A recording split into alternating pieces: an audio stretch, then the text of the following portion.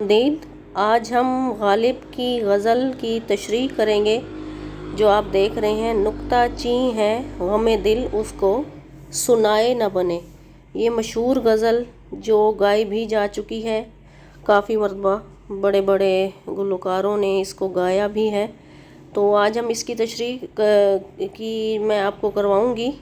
پہلا شعر دیکھیں۔ نکتہ چیں ہے غم دل اس کو سنائے نہ بنے۔ نکتہ چیں ہے غم دل اس کو سنائے نہ بنے۔ کیا بنے بات جہاں بات بنائے نہ بنے۔ کیا بنے بات جہاں بات بنائے نہ بنے۔ نکتہ چیں، اس میں ایک مشکل لفظ ہے۔ نکتہ چیں کا مطلب ہے عیب نکالنے والا۔ غالب کا اس شعر میں کہنے کا مقصد یہ ہے، کیا کہنا چاہ رہے ہیں کہ نکتہ چیں ہے غم دل۔ وہ کہتے ہیں کہ میرا محبوب جو ہے وہ نکتہ چیں ہے، وہ ہر بات میں عیب نکالنے والا ہے۔ تو میں اپنا جو غم دل ہے، اپنے جو دل کی حالت ہے یا میرا جو غم ہے، اس کو میں کیسے سناؤں، اور سنائے نہ بنے، بن سنائے بھی نہیں بنتی کہ اس کو سنائے بغیر میں اپنا دکھ کیسے اپنا دکھ کیسے چھپاؤں۔ اور میں اگر سنانا بھی چاہتا ہوں تو وہ نکتہ چیں ہے، عیب نکالتا ہے، مجھ پر ہنسی بناتا ہے۔ کیا بنے بات، کیا بنے بات جہاں بات بنائے نہ بنے۔ وہ کہتے ہیں کیا بنے گی بات، میں اپنی بات اگر توڑ مروڑ کر بھی بیان کرتا ہوں، میں اپنی بات کو جیسے بھی بیان کرنا چاہتا ہوں یا اپنی بات جیسے بھی محبوب کے سامنے رکھنا چاہتا ہوں، تو وہ نکتہ چیں ہے، ہر بات میں عیب نکالنے والا ہے۔ تو میری وہاں پر کیا بات بنے گی جہاں بات بنائے نہ بنے۔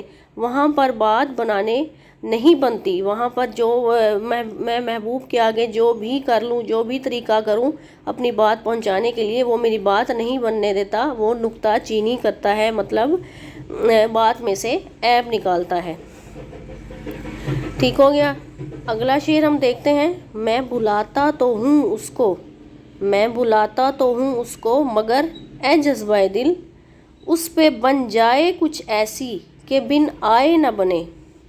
اب غالب یہاں پر کہہ رہے ہیں میں بلاتا تو ہوں اس کو، اپنے محبوب کے بارے میں کہہ رہے ہیں کہ میں بلاتا تو ہوں اس کو، مگر اے جذبہ دل، مگر اے جذبہ دل، میرا جو جذبہ، میرا جذبہ دل ہے، جو میری بے قراری ہے وہ ایسی ہے کہ میں اس کو بلاتا ہوں، مگر اے جذبہ دل اس پہ بن جائے کچھ ایسی۔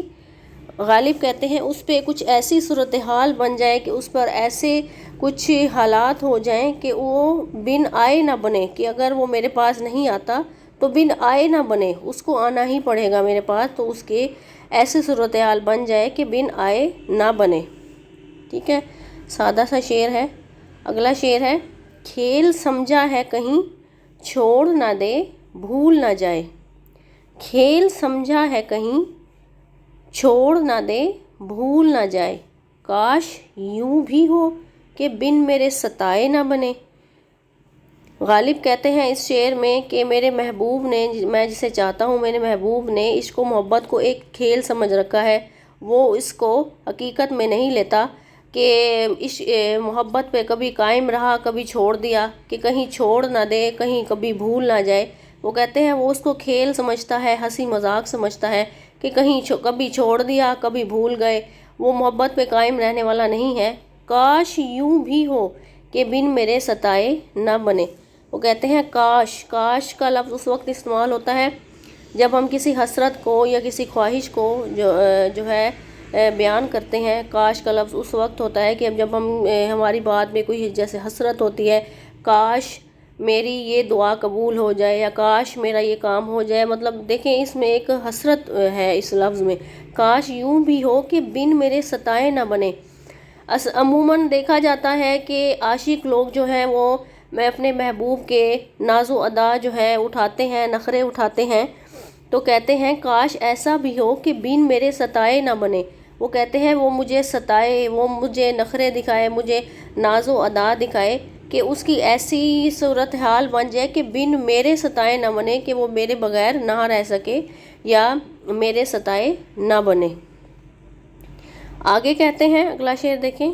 غیر پھرتا ہے لیے یوں تیرے خط کو کہ اگر، غیر پھرتا ہے لیے یوں تیرے خط کو کہ اگر کوئی پوچھے کہ یہ کیا ہے، تو چھپائے نہ بنے۔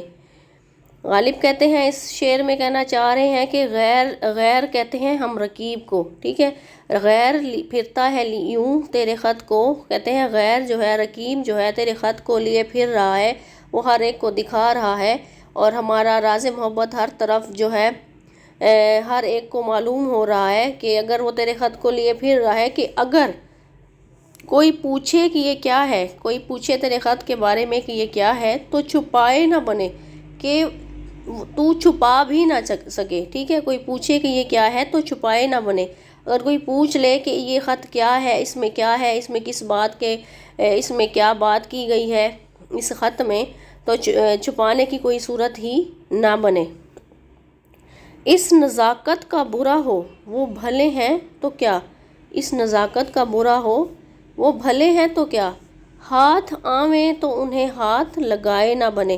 نزاکت کہتے ہیں خوبصورتی کو، نفاست کو، محبوب کی نزاکت کو یا محبوب کے حسن کو، وہ کہتے ہیں اس نزاکت کا برا ہو وہ بھلے ہیں تو کیا، کہتے ہیں محبوب کی نزاکت کا، خوبصورتی کا، نفاست کا برا ہو وہ بھلے ہیں تو کیا، وہ اچھے ہیں تو کیا، ہاتھ آویں انہیں تو ہاتھ لگائے نہ بنے۔ غالب یہاں پر چاہتے ہیں کہ کوئی ایسا موقع ہو کہ میں اپنے محبوب سے ملاقات کروں، وہ ہاتھ آئیں تو انہیں ہاتھ لگائے نہ بنے، تو میں اپنے محبوب کا وصل حاصل کروں، انہیں ہاتھ لگانے کی مجھے خواہش ہے کہ میں ان کا وصل چاہتا ہوں، تو انہیں ہاتھ لگائے نہ بنے، ہاتھ لگانے کی کوئی صورت بن جائے، ہاتھ لگائے بغیر نہ بنے، مطلب ہاتھ لگائے بغیر گزارا نہ ہو۔ غالب اس شعر میں محبوب کا جو ہے وصل چاہتے ہیں کہ اس کی نزاکت کا برا ہو وہ بھلے ہیں تو کیا، اگر وہ ہاتھ آتے ہیں تو ان کو ہاتھ لگائے بغیر یا ان کا وصل کیے بغیر کوئی صورت نہ بنے۔ کہہ سکے کون کہ یہ جلوہ گری کس کی ہے، کہہ سکے کون کہ یہ جلوہ گری کس کی ہے، پردہ چھوڑا ہے وہ اس نے کہ اٹھائے نہ بنے۔ کہہ سکے کون کہ یہ جلوہ گری کس کی ہے۔ اب پہلے اس مصرعے میں دیکھیں کہ کہتے ہیں کہہ سکے کون یہ جلوہ گری کس کی ہے۔ جلوہ گری یہاں پہ اس شعر میں مجازی معنی سے زیادہ عشق حقیقی کو غالب اشارہ کر رہے ہیں کہ یہ جلوہ گری کس کی ہے، جلوہ گری تو خدا تعالیٰ کی ہے، تو یہاں پر عشق مجازی سے زیادہ جو ہے عشق حقیقی کا ذکر ہو رہا ہے کہ کہتے ہیں کہہ سکے کون کہ یہ جلوہ گری کس کی ہے، پردہ چھوڑا ہے وہ اس نے کہ اٹھائے نہ بنے۔ کہتے ہیں اس نے وہ پردہ چھوڑا ہے کہ اس نے وہ نعمتیں عطا کی ہیں کہ وہ پردہ چھوڑا ہے وہ اس نے کہ اٹھائے نہ بنے۔ اس نے ایسا پردہ چھوڑا ہے، مخلوق پر ایسا جو ہے کرم کیا ہے کہ اٹھائے نہ بنے، کہ اس کی احسانوں کا جو بدلہ ہے کوئی نہیں اٹھا سکتا، ٹھیک ہے۔ موت کی راہ نہ دیکھوں، اگلا شعر دیکھیں، موت کی راہ نہ دیکھوں کہ بن آئے نہ رہے، تم کو چاہوں کہ نہ آؤ تو بلائے نہ بنے۔ اب یہاں پر غالب ایک سوال بھی کر رہے ہیں، کہتے ہیں محبوب کی جدائی میں ہے، محبوب کی توجہ حاصل کرنا چاہتے ہیں، وہ کہتے ہیں موت کی راہ نہ دیکھوں۔ اب اس شعر میں ایک مایوسی کا عنصر بھی آپ کو نظر آئے گا، آپ مایوسی کے عنصر کو دیکھیں گے، وہ کہتے ہیں موت کی راہ نہ دیکھوں، سوال کر رہے ہیں کہ میں موت کی راہ نہ دیکھوں کہ بن آئے نہ رہے۔ کہتے ہیں میں موت کی راہ دیکھ رہا ہوں کہ بن آئے نہ رہے، کہ وہ تو ایک دن ضرور آئے گی، بن آئے نہ رہے، وہ ایک دن آ کر رہے گی، تو موت کا جو دن ہے وہ تو اٹل ہے، وہ تو حقیقی ہے۔ اگر میں پھر اگر میرے پاس یہی چاہ رہا ہے کہ مجھے محبوب نہیں ملتا تو میں موت کی راہ بھی نہ دیکھوں، اگر میں دیکھوں یا نہ دیکھوں کہ وہ تو آ کر رہے گی، بن آئے نہ رہے، ٹھیک ہے۔ تم کو چاہوں کہ نہ آؤ تو بلائے نہ بنے۔ اب آگے یہ سوال کر رہے ہیں تم کو چاہوں، وہ کہتے ہیں میں تمہیں چاہوں، میں تمہیں طلب کروں یا میں تمہاری چاہت کروں کہ نہ آؤ، کہ تمہیں آنا چاہیے، کہ تم اگر نہ آؤ تو بلائے نہ بنے۔ کہتے ہیں اگر میں عشق جو ہے وہ ایسی چیز ہے کہ میں تمہیں چاہتا ہوں لیکن یہ میرے بس میں نہیں ہے کہ میں تمہیں بھلا دوں یا میں تمہیں نہ بلاؤں کہ نہ آؤ تو بلائے نہ بنے، کہ مجھے اپنے دل پر اختیار نہیں ہے کہ تم نہ آؤ تو بلائے نہ بنے۔ اگر تم نہیں آتے تو میں تمہیں نہ بلاؤں تو ایسی بات بھی نہیں بنتی کہ میں تمہیں نہ بلاؤں، میری بے قراری تمہیں بلانے پر مجبور کر دیتی ہے، ٹھیک ہے۔ اگلا شعر دیکھتے ہیں، बोझ वो सर से गिरा है कि उठाए ना उठे, बोझ वो सर से गिरा है कि उठाए ना उठे, काम वो आन पड़ा है कि बनाए ना बने। गालिब कहते हैं कि बोझ वो सर से गिरा है कि उठाए ना उठे। वो कहते हैं इश्क का बोझ वो ऐसा सर से गिरा है कि उठाए ना उठे, मेरे सर पर इश्क का वो बोझ सर से गिरा है कि मैं उसको उठा नहीं सकता, उठाने की कोई सूरत नहीं है। काम वो आन पड़ा है कि बनाए ना बने, कि मुझे काम तुमसे ऐसा पड़ गया है ए महबूब कि बनाए ना बने, कि जितना भी मैं बनाता हूँ वो काम नहीं बनता। मैं जितने भी हीले हवाले करता हूँ, मैं कोशिश करता हूँ, फिर भी तुम्हारी नुक्ताचीनियों से, तुम्हारी परेशान करने वाले हालात से, कि वो काम मुझे वो आन पड़ता है कि मैं जितनी भी कोशिश करता हूँ मेरा काम जो है वो नहीं बनता। ठीक है, इसके बाद हम अगला आखिरी शेर देखते हैं जो बहुत मशहूर है, आपने काफ़ी दफ़ा सुना भी होगा हर जगह से। मिसरे में ये शेर वैसे मशहूर हो गया काफ़ी। इश्क पर ज़ोर नहीं है ये वो आतिश गालिब, इश्क पर ज़ोर नहीं है ये वो आतिश गालिब, के लगाए ना लगे और बुझाए ना बने।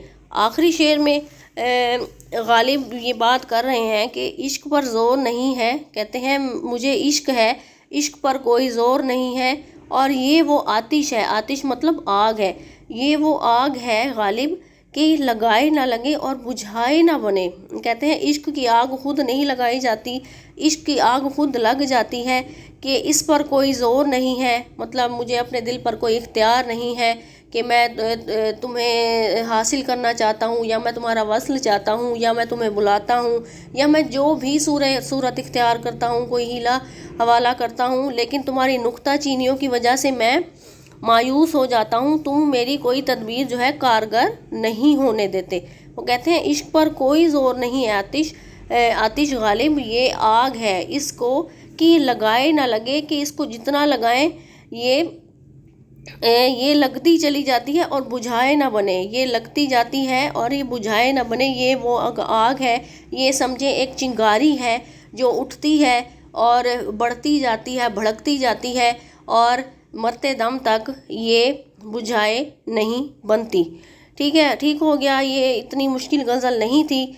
तो अगर आपको ये वीडियो पसंद आई है तो लाइक करें, अगर आपको कोई पॉइंट समझ नहीं आया है तो मुझे कमेंट कर दीजिए, और अगर आप गालिब की कोई और गज़ल की तशरीह करवाना चाहते हैं या सुनना चाहते हैं तो ज़रूर कमेंट कीजिए। दुआओं में याद रखिए। अल्लाह हाफिज़।